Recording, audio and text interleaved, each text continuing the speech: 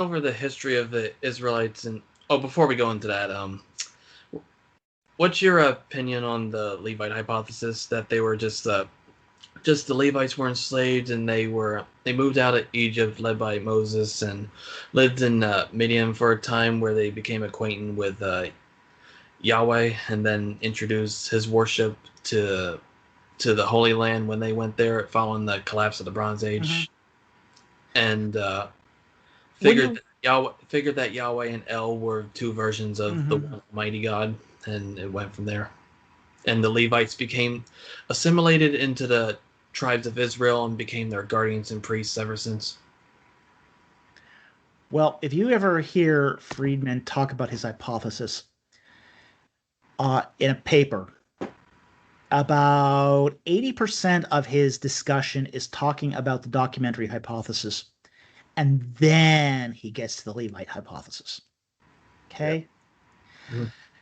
If you didn't have the documentary hypothesis or biblical minimalism, you wouldn't need the theory at all.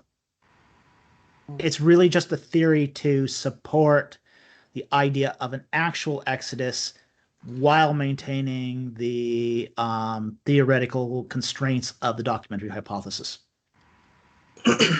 As an Egyptologist, I don't have to buy the documentary hypothesis. I can just go on the historical evidence. So for me, it's just a theory without a proper basis for actually holding it.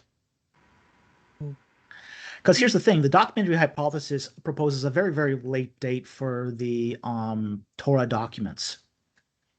And yet what I see from the historical evidence is some of those documents are exceptionally early. I mean, late Bronze Age kind of early.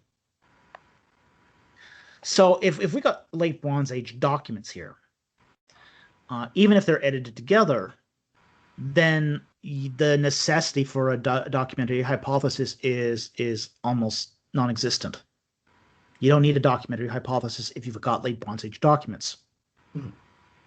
So if you have late Bronze Age documents and you don't have a documentary hypothesis, what's the use of a Levite Exodus theory? It's really a justification for the documentary hypothesis.